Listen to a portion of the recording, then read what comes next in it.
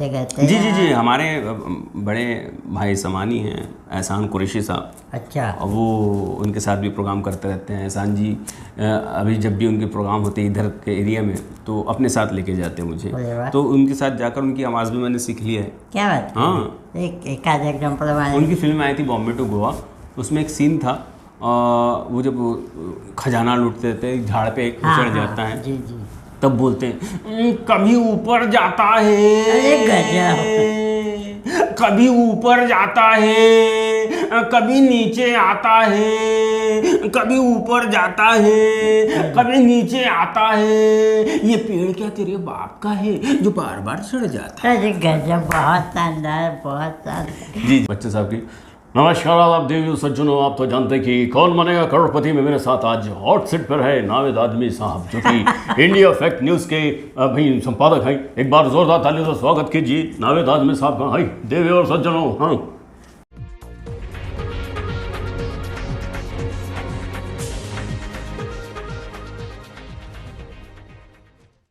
नमस्कार, आदाब। आप देख रहे हैं इंडिया फैक्ट न्यूज़ और आज हमारे साथ मौजूद है नागपुर के एक ऐसे कलाकार जिन्होंने कॉमेडी क्षेत्र में अपना काफ़ी नाम कमाया है। कई टेलीविज़न शो में आए हैं जिसमें से एक ग्रेट इंडियन लाफ्टर चैलेंज तक रह चुका है। हमारे साथ मौजूद है एजाज खान सर। सर आपका इंडिया फैक्ट न्यूज़ में बहुत बहुत स्वागत। शुक्रिया शुक्रिया, बहुत बहुत शुक्रिया नावेद भाई। आपका सबसे बड़ी बात है कि ये मेरी खुशकिस्मती है कि मैं आपके साथ बैठ के आज इंटरव्यू नहीं एक बातचीत का सिलसिला हमें मौका मिला है। हम तो चाह रहे थे कि काफ़ी दिनों से आपके पास आए। आप जैसे कलाकार हमारे चैनल में आए हैं। चैनल देखा जाए तो इतना बड़ा चैनल भी नहीं है। चैनल बड़ा और छोटे की बात नहीं होती, लेकिन चैनल पे जो चीज़ें आती है ना वो बहुत महत्व रखती है। और जो चीज़ें आप दिखाते हो सच्चाई लोगों को, वो चीज़ होनी चाहिए ना। हमारा चैनल हमेशा कोशिश करता रहता है सर कि फैक्ट दिखाए। बिल्कुल, नाम ही आपने फैक्ट, जो फैक्ट है फैक्ट है, जो रियल है वो रियल। इसलिए आज हम एक फैक्ट दिखा गए कि नागपुर का भी एक बंदा है जो कॉमेडी में अपना झंडा गाड़ा हुआ है। इसके अलावा आप करते क्या है, मैं आपसे ये जानना चाहूँगा। अलावा तो मैंने देखिए, दरअसल इसके अलावा मैंने आज तक कुछ सोचा नहीं जी। कोरोना काल ने लेकिन सोचने पे मजबूर कर दिया था। बिल्कुल। क्योंकि क्या हो रहा था कि जब से लॉकडाउन लगा था पहला 22 मार्च 2020 को, जी, तो तब तक तो उसके पहले तक अच्छा कारोबार चल रहा था, प्रोग्राम होते थे। लेकिन लॉकडाउन के बाद तो बिल्कुल कलाकार, मैं ही नहीं सारे कलाकार परेशान थे। कभी सोचे नहीं थे कि इसके अलावा भी कुछ करना चाहिए। लेकिन अभी कोशिश ये कर रहा हूँ कि मैं कुछ करूँ, तो अभी तक कुछ कर नहीं रहा हूँ, सर्च कर रहा हूँ कि मेरे लिए कुछ काम मिले जॉब का, तो कि ये तो चलता रहे। इसको अब सेकेंडरी रखना है, फर्स्ट प्रायोरिटी देना है अपने जॉब को, जिससे अपना फ्यूचर बन सके। इसमें फ्यूचर नहीं है, ये समझ में आ चुका है। अच्छा, यानी आप ये बोलते हैं जितने ये कलाकार हैं, कॉमेडी करते हैं, सिंगिंग करते हैं, वॉइस आर्टिस्ट हैं, तो इनका कोई फ्यूचर यानी फिक्स नहीं है? फिक्स नहीं है, ये मैं लिख के भी दे सकता हूँ आपको कि किसी भी कलाकार का जो है, जैसे अब पहले के जो कलाकार थे, बड़े बड़े जो प्लेबैक सिंगर हुए हैं, बड़े बड़े कॉमेडियन हुए हैं, जैसे जॉनी लीवर साहब है, महमूद साहब है, ये दौर था उनका। आजकल क्या है, चैनल नए नए चेहरे ढूंढता है। नए चेहरे आपको, जब तक आप दिख रहे हैं तब तक आप बिक रहे हैं। आप दिखना बंद हो गए तो बिकना बंद हो गए। यानी दिखना बहुत जरूरी है। आजकल देखा जा रहा है शॉर्ट रील इंस्टाग्राम के जो होते हैं, जी जी, ये नए नए कलाकारों को उभार रही है, जिसके कारण कि आप जैसे टैलेंटेड कलाकार पीछे हो जा रहे हैं। सही बात है। अब सिंगरों का मैंने ये बोला, आपने आजकल ये देखोगे फेसबुक जब से लाइव जी का ऑप्शन आया है, और जब से OBS, तो लोगों को समझ में आया है OBS क्या होता है, ओपन ब्रॉडकास्टिंग स्टूडियो है। तो फेसबुक पर ऐसे ऐसे सिंगर आ गए हैं जो कभी सिंगरों को सुना करते थे, देखकर एंजॉय करते थे, तो वो लोग भी आज गाने के क्षेत्र में आ गए। तो जो गायक है वो कहाँ जाएगा, उसको कौन सुनेगा? तो इसलिए इसमें फ्यूचर थोड़ा सा खतरे में लग रहा है जी, मेरा मानना ये है। तो सर जैसे कि आपको इस लाइन में लगभग आए हुए 15-20 साल हो गए। 93 से हूँ सर। जी, तो यानी सोच के ये आया था मैं कि इसमें करियर बन जाएगा, टेलीविज़न पे भी जाएंगे, टेलीविज़न से कुछ मौका मिल जाएगा, फिल्मों में मौका मिल जाएगा। लेकिन ये दौर ऐसा है ना साहब, यहाँ टैलेंट नहीं मांगता।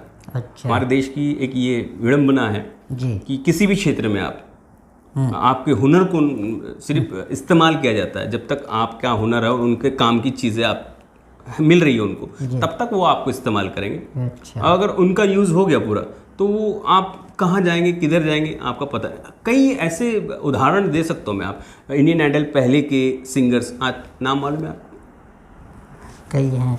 तो हाँ, लेकिन दिखते कहाँ हैं? नहीं दिखते, सही बात। सारेगामा पा के। अभिजीत सावंत को ही हाँ, देख लो। बस अभिजीत सावंत पहला विनर इतना था। फेमस हुए थे, पर आज उनका कहीं नाम नाम नहीं है। बड़े बड़े कॉमेडियन आए थे, हाँ, जी बहुत बड़े बड़े, लेकिन अभी चल रहा कौन है? कपिल शर्मा जी, बिल्कुल जी। सही बात तो है। जिसको चलाना चाहेंगे ना ये मीडिया, यानी एंटरटेनमेंट मीडिया हाँ। और पब्लिक, उसी को चला सकती है। तो आपने कभी ऐसा कोशिश नहीं किया कि सोशल मीडिया में खुद को वायरल करें? मैंने बहुत कोशिश की सोशल मीडिया में अपने आप को वायरल करने की, अलग अलग कैरेक्टर भी बनाया, कुछ आवाज़ें भी निकाला, लेकिन ये एक, अब बोलते हैं ना कि ये भी बहुत ज़रूरी है, किस्मत भी ज़रूरी है और उसके साथ साथ सपोर्ट ज़रूरी है। जैसे मेरा मानना ये है कि आपके मुंह के सामने, आपके सामने रूबरू जब लोग आते हैं तो आपकी बहुत तारीफ़ करते हैं, बहुत अच्छा आपने किया, ये सब बोलते हैं। लेकिन जब उनसे कहा जाता है कि हमारा चैनल है, सब्सक्राइब करें, हाँ कर देंगे, लेकिन कोई नहीं करता। बिल्कुल। बस ऐसा रहता है। और आपने मेहनत करके आपके अपने सब्सक्राइबर और फॉलोअर्स 5 से 10 लाख तक पहुँच रहे, 1000 तक पहुँच रहे हैं आपके फॉलोअर्स। दाद देता हूँ मैं आपको कि भाई आपने इसके पीछे डटा रहा और आपके फॉलोअर बढ़ाया आपने, बहुत बड़ी बात। थैंक यू एजाज भाई, आपने मेरी अपने चैनल की इतनी तारीफ की है। पर यह भी बात हकीकत है कि एजाज खान कॉमेडियन ने नागपुर को एक अलग पहचान दिलाई है। जहाँ पे नागपुर को ऑरेंज सिटी के नाम से जाना जाता है, वो दिन दूर नहीं, मैं लिख के दे रहा हूँ कि नागपुर को एजाज खान के नाम से भी जाना जाएगा। आमीन आमीन। अल्लाह आपकी ज़बान को कबूल करें और आपको और ऐसे आपके चैनल को पूरे इंडिया लेवल पर पहचाना जाए, ये मैं दुआएं देता हूँ आपको। बहुत बहुत शुक्रिया एजाज भाई। ये तो रही अभी की दौर की बात, पर मैं जानना चाहूँगा आप इस लाइन में आए कैसे, ये कहाँ से स्टार्टिंग हो? जी, इस लाइन की अभी मैं, जहाँ मैं आपको आने के पहले बताया कि एक मीटिंग में बैठा होता, वहाँ भी ये सवाल मुझसे पूछा है कि आप 140 तरह की आवाज़ें निकालते हो। 140 जी टाइप की आप आवाज़ निकालते? जी बोले 140 तरह की आवाज़ें निकालते हो, ये कैसे क्या आपके जहन में आया? तो मैंने उनको एक कहानी बताई कि बचपन जब मैं 7वीं या 8वीं में था, उस वक्त मैं स्कूल के हमारे टीचर लोगों की नकल किया करता था और उन कुछ लोगों का वॉइस स्ट्रक्चर अलग होता है। ओके। तो मैं उसको ऑब्जर्व किया करता था। अच्छा। और कोशिश करता था कि वो आवाज़ दूसरे तीसरे दिन में निकाल के उनको ही दिखाता था। अच्छा। एनुअल फंक्शन होते थे पहले, गैदरिंग, तो मुझे एक बार दोस्तों ने ज़बरदस्ती खड़ा कर दिया। तो मैंने पूरे टीचरों की और मोहल्ले की जो छोटा सा जगह थी, उस जगह में जितने लोग रहते थे उनकी सारे लोगों की आवाज़ निकाला। लोगों को बहुत मज़ा आया। तो दोस्त भाई बोलने लगे, वो दौर चलता था, 80 का दशक था, ऑर्केस्ट्रा। ओके। तो दोस्त भाई ने चढ़ा तो दिए, फिर हम भी अंदर से अपने आप को हीरो समझने लगे। फिल्में देखने का शौक़ पैदा हो गया। फिर एक ऐसी कोई फिल्म नहीं रहती थी जो हमसे छुटी हो उस दौर की। अच्छा। फिल्में देखकर हीरो को देखना, कॉमेडियन को देखना और डायलॉग से याद करना, कौन से और कैसे बोलते हैं, कैसे एक्सप्रेशन रहते हैं चेहरे के, वो सब करता था। 4-5 आवाज़ें सीख ली और ये 4-5 आवाज़ें लेकर नागपुर चले आए। तो एजाज भाई आप नागपुर आने से पहले कहाँ गए? मैं गोंदिया जिले से हूँ। अच्छा। जी, तिरोड़ा करके एक छोटा सा शहर है। तिरोड़ा से मैं प्रॉपर हूँ, लेकिन मैं बहुत पहले निकल गया और अभी 30-35 साल से मैं नागपुर में ही रह रहा हूँ। अच्छा। मुंबई में भी स्ट्रगल किया उस दौर में, 90s के दौर में।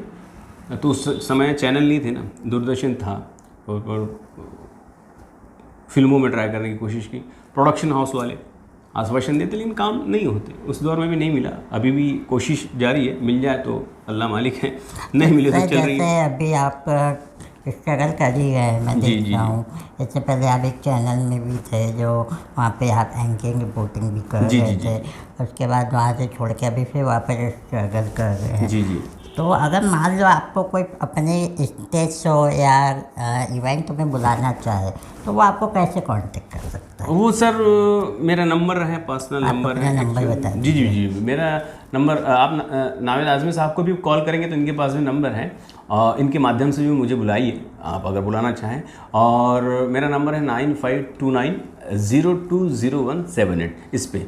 और प्रूफ मांगेंगे लोग कि बोले बातचीत हो गई, हाँ आवाज़ 140 बोले, बिल्कुल। एजाज भाई ने भी आवाज़ें नहीं सुनाई। तो मैं वही आपको बोलने ही वाला था कि एकाध कोई बॉलीवुड स्टार की आप वॉइस निकाल के बताइए। आपके फेवरेट एक्टर कौन है बताइए? हाँ वैसे तो हमारे फेवरेट एक्टर आज के दौर में कोई भी नहीं है, लेकिन जो बिग ह्यूमन बीन है सलमान खान। उनका काम मुझे अच्छा लगता जी जी, एक बात जो मैंने कमिटमेंट कर दी क्या उसके बाद क्या बात है जनाब जी। है। मेरे फेवरेट हैं बच्चन साहब। जी मैं उनको बहुत फॉलो करता हूँ क्योंकि उनका बोलने का अंदाज़, उनकी ज़बान, उनका आवाज़ बड़ा ही प्यारा सा। मेरी तो गला है नहीं, फिर भी कोशिश करता हूँ बच्चन साहब की।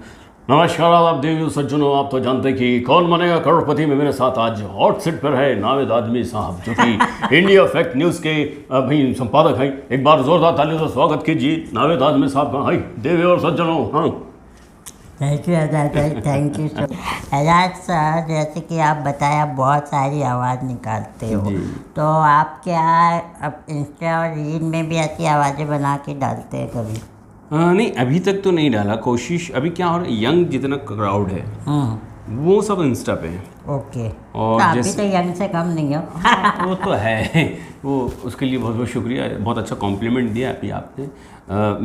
लोग समझते नहीं हैं, मुझे सोचते बूढ़ा हो गया है क्या बात है? हाँ अच्छा। लेकिन यंग ही हूँ मैं। ऐसे मजाक करता हूँ, मजाक करने की आदत है मेरी, तो ऐसे मजाक कर लिए। पर यार आप मजाक करते हो, पर मुझे आपके बारे में एक चीज़ और भी पता चली है कि आप कोई भी बात दिल में बहुत जल्दी ले लेते हो। हाँ ये बात है, मैं बचपन से बहुत ज़िद्दी हूँ, बचपन से एक ज़िद्दी आध हूँ। कोई ऐसा एग्जाम्पल हमारे दर्शकों को बताइए जो कॉमेडियन से हट के आपके पर्सनल लाइफ में ये दिल की बात। दिल की बात ऐसी है कि दादा, तो अब लोग मुझे बोलते हैं कि इतनी आवाज़ें तू निकालता है, इतना टैलेंट है, गाने भी गाता है, एंकर भी है, कॉमेडी भी करता है, मिमिक्री भी करता है, तो आगे क्यों नहीं बढ़ा? तो उसकी कमज़ोरी है ओके। मैं, अच्छा। क्योंकि मैं बहुत ज़िद्दी हूँ और कोई बात मेरे दिल पे लग गई और मेरे ईगो को हर्ट हो गई, तो चांसेस आए थे ऐसे सीरियलों के, इसके उसके, लेकिन हर्ट हो गया। हम झुकना नहीं सिखाया, वो झुकना और लोगों की बातें, अगर किसी ने कुछ बोल दिया, अपने कॉन्सेप्ट को नहीं पढ़ा, वो दरवाजे दोबारा अपन जाती है। ओहो। अपनी ऐसी चीज़ है, चाहे कामयाबी मिले ना मिले वो अल्लाह के हाथ में, अलग है, लेकिन झुकना नहीं सीखे। झुकना नहीं सीखे। और लोग आजकल का ज़माना ऐसे है कि भैया जी दादाजी, भैया जी दादाजी, जो ने चापलूसी वाला किया, ज़माना। चापलूसी जिसने किया वो आगे बढ़ गया। आप जैसे कि कॉमेडी करते हैं, इसके अलावा 140 वॉइस आप निकाल जी, लेते जी। हो। मैंने ये भी सुना आप गाना भी गाते हो। हाँ गा लेता हूँ। फॉर एग्जाम्पल एक हमारे दर्शकों के लिए कोई भी अपना पसंद का गाना। मेरे पसंद के तो फेवरेट सिंगर हैं किशोर कुमार साहब, रफ़ी साहब, मुकेश चंद्र माथुर साहब। इन तीनों बड़े प्लेबैक सिंगर हुए हैं, पाए के सिंगर हैं। किशोर दा के जब भी प्रोग्राम शुरू करता हूँ तो किशोर दा के गाने से शुरू करता हूँ मैं। और किशोर दा का मेरा जो पसंदीदा नगमा है वो ये है महबूबा फिल्म का। मेरे नैना सावन भादो, क्या बात है। फिर भी मेरा मन प्यासा, फिर भी मेरा मन क्या बात है, प्यासा। क्या बात है। जी यानी आप लोग मुझे मल्टी टैलेंटेड बोलते मल्टी हैं। टैलेंटेड हो और क्या क्या तारीफें आपकी कभी कमी है। नहीं, तारीफ उस खुदा की, नवाजा है। नहीं, आपको नवाजे है, क्योंकि नवाजने के ऊपर से ही आपकी तारीफ हाँ कर वो रहा तो हमने पॉलिश किया अपने आप को। हूँ। अब आप अपनी फैमिली के बारे में बताइए, फैमिली में कौन है, कौन आपको सपोर्ट करता है, कौन आपको सपोर्ट नहीं करता है, या फैमिली का तो अकेले ही ये जंग लड़। मैं अकेले चला था जाने में मंजिल, मगर मैं अकेले ही चला था जाने में मंजिल, मगर लोग साथ आते गए और कारवा बढ़ता गया। दरअसल हमारे वालिद साहब जो थे एक अच्छे बहुत शायर थे। ओके। और उस वक्त वो भी हमारी उम्र में जब थे तो उन्होंने बताया था, अभी तो हयात में नहीं है, ना वालिद है ना वालदा है, लेकिन उनकी जो बातें हम छोटे छोटे तब बताते थे, वो जावेद अख्तर साहब भी उस समय स्ट्रगल कर रहे थे, तो हमारे अब्बू भी थे मुंबई में स्ट्रगल कर रहे थे। लेकिन जब होता है ना अल्लाह हिदायत दे देता है, तो उनको एक ऐसी हिदायत मिली कि उन्होंने ये सब काम छोड़ दिया। ओके। और एकदम पाबंदी नमाजी बन गए और आलिम बन गए। अरे वाह। तो ये सारी चीज़ें छोड़ दिए थे। हमारे ख़ानदान में किसी में कोई ऐसे कलाकारी वाले गुण नहीं थे, तो वो गुण मुझे मिले। अच्छा। वो मुझे बोलते थे कि इसमें कुछ नहीं रखा है, तुझे करना है तो यहाँ छोटे से गांव में रह के कुछ नहीं होगा, चला जा, भाग जा, तब बन जाएगा तू। अच्छा। यहाँ रह के क्या करेगा। तो वो बात को पकड़ के मैं घर से निकला था और बॉम्बे चले गया था। बॉम्बे में कुछ हुआ नहीं तो फिर नागपुर आया। नागपुर में आया तो नागपुर के होके रह गए। जो भी कामयाबी मिली, नागपुर की जनता बहुत अच्छी है। अच्छा। जनता, आवाम, मुझे इतना प्यार दिया नागपुर की आवाम ने कि जहाँ भी मैं प्रोग्राम करने जाता हूँ, मैंने कॉर्पोरेट इवेंट किया है, शादियों के किया, बर्थडे के किया है, पॉलिटिकल किया है, सारे इवेंट्स किए हैं। कॉमेडी के लिए अगर कोई नाम आता किसी के जहन में तो अल्लाह का एहसान है कि एजाज़ खान का नाम आता है। बेशक। और मुझे बहुत नागपुर की जनता ने बहुत प्यार दिया। नागपुर से कोई शिकायत नहीं मुझे। वो बॉम्बे जैसी जगह पे इतनी बड़ी समंदर है, वो तो या हो सकता है बॉम्बे आपका थोड़ा टाइम बाद आपको बूस्ट करे। हो सकता है, क्योंकि आपकी अभी लाइफ खत्म नहीं हुई है। नहीं, कोरोना में अपन लोग बच गए। ये चालू होने वाली, चालू होने, वो हो सकता है। आपने जो फरमाया दुरुस्त है जी। देखो, नागपुर में इतने सारे टैलेंटेड लोगों का हम लोग इंटरव्यू लेते हैं।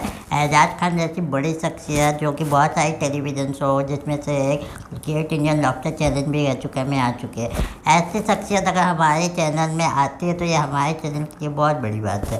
और मैं ये जानना चाहूँगा, ग्रेट इंडियन लॉबस्टर चैनल के अलावा आपने और कौन कौन से चैनल? जी, मैंने 2011 में एक जी मराठी पर मराठी पाऊल पढ़ते पुढे आता था।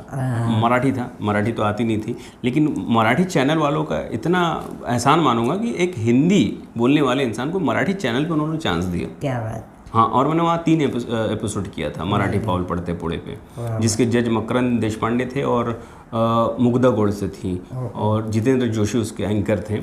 और बहुत अच्छा प्रोडक्शन था जी मराठी का। उसमें उसके बाद इंडियाज़ गॉट टैलेंट में गया था मैं। अरे वाह। इंडियाज़ गॉट टैलेंट में मैंने धर्मजीत जब आए थे, उसमें धर्मजीत जज थे, किरण जी थी और सोनाली बेंद्रे थी। उस समय मैं, एक और टैलेंट है कि मैं कौवे की आवाज़ में बहुत सारे कौवों को जमा कर लेता हूँ। अच्छा। हाँ, ये अभी आपके माध्यम से मैंने बता दिया कि कौवों को जमा करता हूँ। अगले श्राद्ध में लोग मुझे ढूंढेंगे क्योंकि अभी कौवे दिखते नहीं हैं। ये भी बात सही है। मेरे को अच्छे से याद है, वो एपिसोड देखे थे हमने और उस समय आपको एक विशेष उपाधि भी दी थी आपके जजों ने। जी। क्या उपाधि दिए थे उन्होंने? वो एक ऐसी था, वो एक भेड़ बोलते हैं उसको जी। सारी चीज़ें मिलाकर मिश्रण करके जो एक चीज़ बनती है, ये डालो वो डालो वो डालो वो डालो वो डालो वो डालो, फिर एक भेल तैयार होती है ना। तो ऐसी भेड़ मैं हूँ जो को किधर से भी खाऊं। तो एक एजाज भाई, एक बात बताइए, अगर अभी आप वो कौवा बुलाने की आवाज़ निकालोगे, क्या कौवा यहाँ रूम में आएगा? बंद रूम में तो नहीं आएगा। तो अच्छी बात है, नहीं आएगा। पर एक छोटा सा एग्जांपल हमारे। हाँ, जैसे कौवों को बुलाना है तो उसके अलग अलग कर्कश वाली आवाज़ आती है। जैसे कौवा कहीं है नहीं और अगर ये आवाज़ सुनेगा तो उसको लगेगा कि अपना दोस्त कहीं मुसीबत में, तो आता है। वो आवाज़ ऐसी रहती है। क्या बात है, क्या बात है। फिर उधर से आवाज़ आती, आ जाते। क्या बात है। ऐसा रहता है, टेक्निक है बुलाने की। सही है। जी। और बताइए सर, और कौन कौन से टैलेंट है और कौन से प्रोग्राम में आप जा चुके? जी, मैं प्रोग्राम तो बहुत सारे किया है। मैंने नागपुर के रेड एफएम का चैंपियन 32 करके एक खिताब जीता है मैंने रेड एफएम की तरफ से, और मुझे उसमें आधा किलो चांदी मिली थी। आधा किलो चांदी? जी, आधा किलो चांदी मिली थी। अगर वो सोना रहता तो आज मेरे पास तो बिल्कुल सोना ही सोना रहता, लेकिन वो चांदी थी। चांदी के रेट क्या रहते, लेकिन बहुत बड़ी बात है, एक विनर होना और एक चैंपियन 32 का खिताब मुझे मिला हुआ है रेड एफएम की तरफ से। ऐसे बहुत सारी ट्रॉफियाँ, अवार्ड्स तो बहुत सारे मिले हैं, लेकिन सेटिस्फेक्शन नहीं मिला है आज तक। क्योंकि मैं अपने अंदर का जो टैलेंट है, बहुत सारा ह्यूमर बनाते रहता हूँ मैं, और मेरा ऐसा है कि मैं स्क्रिप्टेड कुछ नहीं करता हूँ, स्पॉन्टेनियस है। आप जगह पे वातावरण देखूंगा और वहीं की वहीं कॉमेडी बनाकर वहाँ पेश करूँगा। तो आप अपने साथी कॉमेडियनों से भी गाइडलाइन लेते रहते हैं? जी, हमारे बड़े भाई समानी हैं एहसान कुरैशी साहब। अच्छा। और वो उनके साथ भी प्रोग्राम करते रहते हैं। एहसान जी अभी जब भी उनके प्रोग्राम होते हैं इधर के एरिया में तो अपने साथ लेके जाते हैं मुझे, तो उनके साथ जाकर उनकी आवाज़ भी मैंने सीख लिया है। क्या बात? हाँ, एक आध एग्जाम्पल। उनकी फिल्म आई थी बॉम्बे टू गोवा, उसमें एक सीन था, वो जब खजाना लूटते थे, झाड़ पे चढ़ जाता है। जी। तब बोलते हैं कभी ऊपर जाता है, अरे गजब। कभी ऊपर जाता है, कभी नीचे आता है, कभी ऊपर जाता है, कभी नीचे आता है। ये पेड़ क्या तेरे बाप का है जो बार बार सड़ जाता है? अरे गजब, बहुत शानदार, बहुत शानदार। जी जी तो आपको एहसास हुए जी को कभी आपने ये वॉइस सुना है आप? जी जी जी बिल्कुल सुना है। शो उनका में क्या फीडबैक? उनका फीडबैक था वो क्या है, इसलिए वो आजकल क्या है, आपने देखा होगा कि एहसान भाई हमेशा बोलते हैं कि हेलो नमस्कार आदाब, मैं हूँ एहसान कुरैशी ओरिजिनल। जी हाँ, तो उनको मालूम है कि हमारी डुप्लीकेट आवाज़ निकालना ढेर सारे पड़े हैं, इसलिए वो ओरिजिनल बोलते हैं। जी जी, बहुत से लोग उनकी मिमिक करते हैं, अच्छा लगता है क्योंकि उनका एक डिफरेंट फ्लेवर है, उनका आवाज़ का, स्टैंड अप का, कविताओं का बहुत अलग फ्लेवर है उनका। और माशाल्लाह 15-16 सालों से वो कंटिन्यू चल रहे हैं। ये उनके फ्लेवर की वजह से, उनके नेचर की वजह से, उनके स्वभाव की वजह से चल रहे हैं। जी बहुत अच्छे, डाउन टू अर्थ इंसान है, पाबंद नमाजी इंसान है। सबसे बड़ी बात, आप लोग इतने बड़े ओहदे पे आ चुके हैं, मेरे नज़रिए में तो बहुत बड़े हैं, चाहे आप हो, एहसान भाई हो, पर घमंड जो है, जो स्टारों में होता है, वो आप लोगों में नहीं है। ये बहुत बड़ी बात। नहीं, अब घमंड लेके क्या, देखिए अकड़ता कौन है साहब? मरने के बाद मुर्दा। जिंदे है तो कम से कम नरम रहो। नहीं तो मुर्दों में गिनती आती है ना अकड़ने वालों की। इसलिए ये सीखे हैं हमने, हमारे वालिद साहब ने कहा है कि बेटा कभी गुरूर नहीं करना, गुरूर सिर्फ तकब्बुर वो कर सकता है। तो मैं ये जानना चाहूँगा, आपने अपने वालिद के बारे में बताया, वालिदा के बारे में, आपकी शादी हुई है कि नहीं? अब ये राज खुल रहे हैं आप, हालांकि मेरी त्वचा से मेरी उम्र का पता नहीं चलता लेकिन मेरी शादी हो गई है। बच्चे 14 साल हो गए शादी को। बच्चे 2 बच्चे हैं। अच्छा। दोनों बेटे हैं, एक 13 साल का है, एक 7 साल का है। बच्चे कभी नहीं बोलते पापा हमारे को आज एक्टर की आवाज़ सुनने की इच्छा हो गई? उनकी कहाँ, घर की मुर्गी दाल बराबर। हाँ, आप घर में अच्छा, तो आप जो शादी किए हो, अरेंज मैरिज है या लव मैरिज है? मेरी बड़ी व्यथा है वो।